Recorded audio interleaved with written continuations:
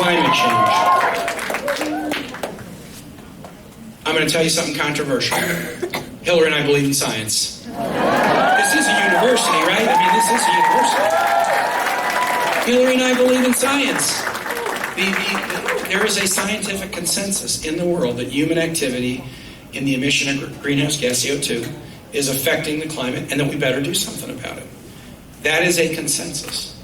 The consensus is so strong that with the leadership of President Obama in Paris, 197 nations joined together to each make pledges about what they would do to try to slow climate change so that our kids and our grandkids can have a planet that they can enjoy just as much as we do. Do you know how hard it is to get 197 nations to agree? I mean, we can't get Congress to do a Mother's Day resolution. It is a tough, tough thing. So they wouldn't agree unless they looked at their own circumstance and saw significant problems. Donald Trump says, and this is a direct quote, climate change is a hoax created by the Chinese. And Mike Pence's running mate says climate change is a myth. Donald Trump says, if I'm president, I'm going to tear up that climate pact on day one. I mean, how many of the nations that were led to join in because the U.S. led the effort are going to hang out and keep doing what they promised to do if the U.S. backs away? Nobody.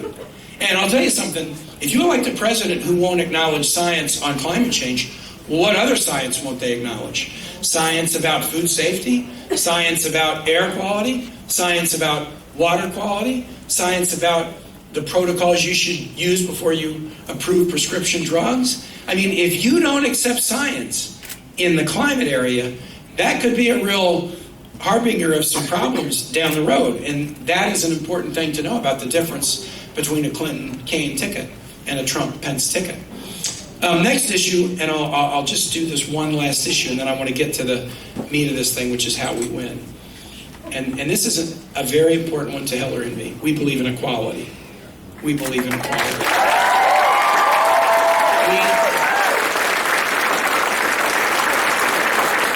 Hillary picked the theme of the campaign before I got on it, so I get no credit for it, but I embrace it. Stronger together.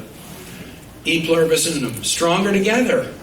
You know, we are stronger together. You guys are a commonwealth, and Virginia's a commonwealth. I got asked once as governor by a fourth grader on the school trip, hey, why are we commonwealth and everybody else is just a state? And I did what a good politician does who doesn't know the answer. I made something up immediately. What I said was, a state is just a physical description of a boundary, but commonwealth, there's a value in that word. The wealth we hold in common. It's related to community. There's only 4 commonwealths, Pennsylvania, Virginia, Kentucky, Mass. We just chose to not just call ourselves states, but we wanted to say something about our values. The wealth we hold in common. We are a community. And I believe that, and Hillary Clinton believes that. And that's why she says we're stronger together. And part of that is being pro-equality. Pennsylvania, Philadelphia, 1776, with some Virginians in attendance. Declaration of Independence. We hold these truths to be self-evident. All men are created equal. That all men are created equal is probably with to be or not to be, and in the beginning was the word. It's probably like 3 of the most memorable bits of English prose that have ever been written. And right from the start, this is the story that we're on as a nation. That phrase has a paradox right in it. All men are created equal. Wait a minute, why just men? Why just men? There's a paradox right there, and the people who wrote it, they weren't living equally. Women, whites who didn't have property, immigrants, Indians, especially, they weren't living equally, but for some odd reason, they nevertheless said, we want to be measured by this. This is the North Star we're going to put out about who we are. All men are created equal. Equality. Then here in Pennsylvania, at Gettysburg, Abraham Lincoln, speaking about the meaning of this great war, 7 years ago, our fathers brought forth upon this continent a great nation, conceived in liberty and dedicated to the proposition. Jefferson said, we hold these truths to be self-evident. There were few, but no. Lincoln said, I'm giving you the Reader's Digest version, and we're just picking one. All men are created equal. Lincoln said, it's equality. That's who we are. And if you think about our story as a nation, It tells the whole story. We promised that we would be that kind of a place. And then a generation wakes up and says, hold on, slavery and equality? They can't. You can't square it. So there's bloodshed, and there's war, and there's rewriting the Constitution so we can be a little bit more like we promised we would be. And then 50 years later, a new generation wakes up and says, wait a minute, equality, but women can't vote? Come on, we got to make some changes. Constitution changes. 50 years after that, equality, but minorities can't get housing, can't get jobs, can't vote like others can. We got civil rights laws to live more like we promised we would live. Our whole history is a history of orienting toward this promise that we made. Just like if you're a sailor, and I'm not a sailor, but they tell me you can orient toward a star, like the North Star. You can steer by it. You're never going to get there. And we may never get where we ought to go because we're not perfect. But we've got this ideal that we set out. We're going to be measured by equality. And you, this generation, you guys woke up and gave everybody an epiphany. Wait a minute, equality? But LGBT people can't marry the person that they love, or they can be discriminated against on the job or in healthcare. And so we've made changes again to orient toward the nation that we said we would be in Philadelphia in 1776. And there's challenges to come. And this race is one of those challenges, right? 240 years after we said it was about equality, and 96 years after we said women get the right to vote, for the first time ever, and it happened here in Pennsylvania, a national party nominated a woman to be president of the United States. It's about equality. It's about equality. And so, Hillary and I believe in equality for women, equal pay for equal work, and women should be able to make their own health care decisions just like men make their own health care.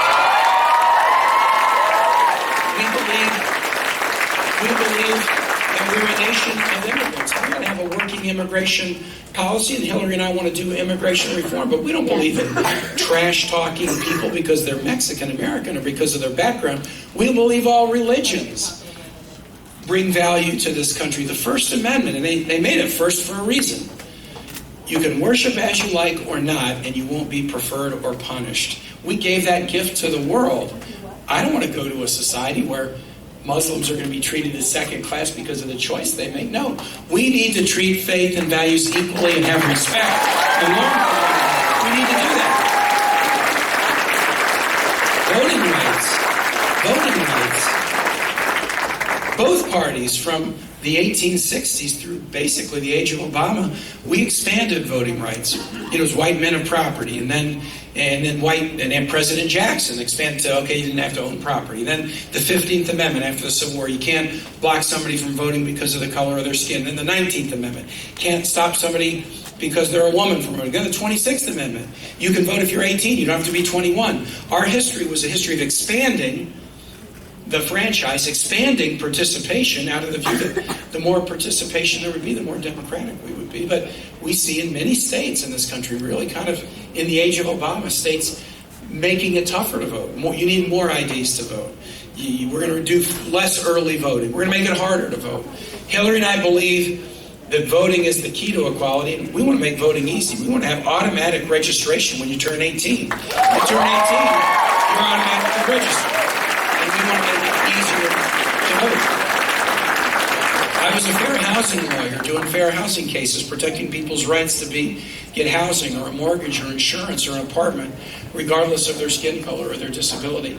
Same time I was starting my career, there's a story in the paper today about a discrimination suit brought against Donald Trump's company for turning people away from apartments because of the color of their skin. We've got to do criminal justice reform. We put too many people in this country in jail and prison compared to other nations.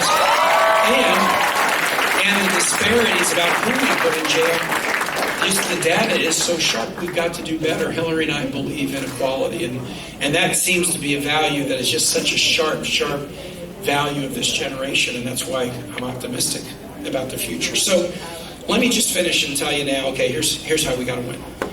I told you Pennsylvania's key. I told you if we win Pennsylvania, Hillary will be president. We sort of like the polls we see now. They're close but stable. I think you gave us such a good boost out of the convention that the Pennsylvania numbers have been pretty solid. Not landslide, but pretty solid ever since. But the last thing I want to tell you is we can't take anything for granted. We can't take anything for granted. Polls looking okay now. But hey, we were ahead in the polls on Labor Day, and by September 26th, 3.5 weeks later, polls were completely tied. So if they tied up once, they can tie up again. Can't take anything for granted. You can't take anything for granted because it's been a season of surprises. There have been polls that have been wrong. There have been pundits that have been wrong. Most people didn't think the GOP would nominate Donald Trump. There's been a lot of surprises. And so you can't take anything for granted. You can't take anything for granted because for the first time in the history of this country, a foreign nation, Russia, is engaging in cyber attacks to try to influence our election. I mean, we think we're going to be able to be resilient. I have confidence in our systems. But if you need one more reason to vote, how about voting to send a message to Russia or anybody else outside this country? Don't bother trying to mess with an American election. We do ours just fine. We don't need your influence.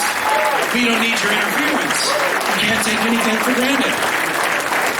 You can't take anything for granted because Donald Trump is setting it up and whining and saying it's all rigged against him, and he's trying to complain afterwards, and we can't stop him from complaining. I think he's going to lose, and he's going to do a lot of complaining. Did anybody think that Donald Trump would lose this election and then the next day he would wake up and look in the mirror and say, on second thought, maybe I shouldn't have run the most divisive campaign in American history. That'll be an important tip for next time. No, he's not going to do that. If he loses, he's not going to look in the mirror and say it was his fault. It's going to be everybody else's fault. Now, he can say that, but if we work really hard and win big, he can whine all he wants. But nobody will believe him. You can't take anything for granted. Let's win big so that none of his whining will be understood. You can't take anything for granted because the better we do, the more Congress people and senators will get into work for Hillary Clinton. If she wins by 1 or 2 points, that may not be enough to get some people elected. If she wins by 3 or 4, maybe a few more, 5 to 7, a few more. I would rather have a Congress willing to work on these issues we talked about, cooperate with her rather than say we're going to get in her way and obstruct her. Can't take anything for granted. And the last point that I'll make is one that I've referred to before. Can't take anything for granted because Hillary's trying to do something that's never been done. That's never been done. And by definition, that means it's hard. If it had been easy for there to be a woman president, there would have been a woman president. In fact, let me tell you something about the U.S. compared to other nations. Congress is 19% women now. That's the most it's ever been. That ranks us 75th in the world. Below the global average, fairly significantly below the global average, 19%. Iraq has 26% women in their national legislative body. Afghanistan, 28% women in their national legislative body. Rwanda is usually number one, about 65% of women in their national legislative body. Now, it's an interesting, sometime when you have a minute, after November 8th, don't do this before November 8th, pull that list up and look at it, because what you'll see, it's an odd list. It's not one continent is good and one is bad, or one dominant language or one dominant religion. No, there's good and bad in all the continents, but the U.S. is so good at so many things. We're so good at so many things with respect to women. But part of being a great nation is not only being proud of what you do well, it is also about being able to look in the mirror and say, we're not very good at this. We should get better. And this is an area, the election of women to federal office, where we need to get better. I'm a proud man, strong man in politics. I've run 8 races, I've won 8 races, and I've always had a lot of strong women backing me up. My wife, campaign managers, cabinet secretaries, agency heads, volunteers, donors. I've always been the one with my name on the ballot or the yard sign or the bumper sticker. I love now playing this supportive role to support a strong woman president, just like so many strong women have supported me. But because we can't take anything for granted, just take this one last thought as your motivator over the next 13 days. When I run races in Virginia, I'll give you the good news and the bad news. First, I'm undefeated 8-0, and I'll be 9-0 on November 8th. I'm just kidding. That's the good news. Bad news is I barely win. I barely win. I'm a close race specialist. And that's because Virginia's a tough state. We're not the bluest state in the bunch, so you have to run kind of into a headwind a little bit. And the way I do it in Virginia, when I run a race, is I put this thought in my head: I'm the underdog until I'm the winner. I'm the underdog until I'm the winner. When I told Hillary that I hoped she would run, it was April of 2014, a year before she announced. I said, I hope you'll run. But just do me one favor. I don't care what poll you see, and I don't care what endorsement you get. Just know you are the underdog until they call you the winner. I bet there's some people out here who've tried to do things for the first time in your family, in your neighborhood, in your church, in your school, in your workplace. Tried to be a path breaker. You know it's not easy. I bet there's some people out here who tried to reach for a dream only to have somebody else say, not your time, somebody who's there ahead of you, you're not the most qualified, probably not going to work for you. Sometimes that voice can even be a friend. I don't want you to be disappointed. Don't want you to get your hopes up. Can I tell you that Hillary Clinton has heard that her entire life from people? You know, that this isn't your time, or you're going into a profession that's for men, or even on this campaign, why doesn't she smile more? You know, she's not likable enough. She's not very presidential-ish. She's heard this stuff, this headwind, doubt, and negativity. She's heard it her whole life. She's never let it stand in her way. And she's not going to let anybody stand in your way. We would say about a person like Hillary with that underdog attitude. In my church, where I was raised, we would use the Good Samaritan story. So there's a person beaten up on the side of the road, and that person needs help. And a whole lot of people just walk on by and don't do anything. Some of them know better. Some of them have titles. Some of them are leaders. Somebody probably walked on by and said, "You're a loser," you know, and then kept walking. But then, in the story, the Samaritan is the despised minority at the time, and he decides, well, I'm going to go over and help. I'm going to go over and help. That story says a lot about who Hillary Clinton is. I think it says a lot about kind of who the Democratic Party is. We're sort of underdog people.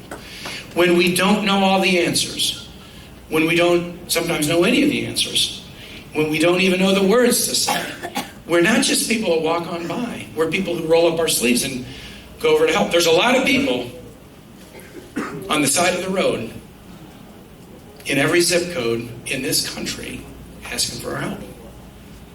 Asking for our help. Victims of violence, people struggling with a disability, people struggling with an opioid addiction, a kid in a middle school getting bullied, somebody who can't afford health care, somebody's trying to figure out how to pay for their kids' college, somebody who made a mistake and wants somebody to give them a second chance. There's a lot of people in this society on the side of the road that are asking for our help. And we're on the road, and we got a choice. And the choice is, do we walk on by, or do we roll up our sleeves and go over and help out? I tell you this, I know Hillary Clinton to the core. She's not a person that walks on by. I'm not a person that walks on by. I don't think you're people that walk on by. When we do our best in this country, we're not a nation of people who walk on by. You got to be willing to put somebody else first over wherever you were traveling before you heard that there was somebody asking you for help. And that's what Hillary will do. And that's why it's so very important that we elect her our president on November 8th. You have great fortune here, you guys at Mulenberg and everybody in this room. You're participating in an election that is going to make history. Not every election is this way. Every election is important. Every level of government is important. Not every election will you make history. This is an election that is different as it is about the candidates. It's also about America looking in the mirror and deciding who we are. We can't afford to get this wrong. So just keep that thought in your mind. I'm the underdog until they call me the winner. And go out for the next 13 days with the knowledge that you will be able to tell your grandkids that you did something very, very special for this nation, electing Hillary Clinton as president. Pennsylvania, let's go. Thanks.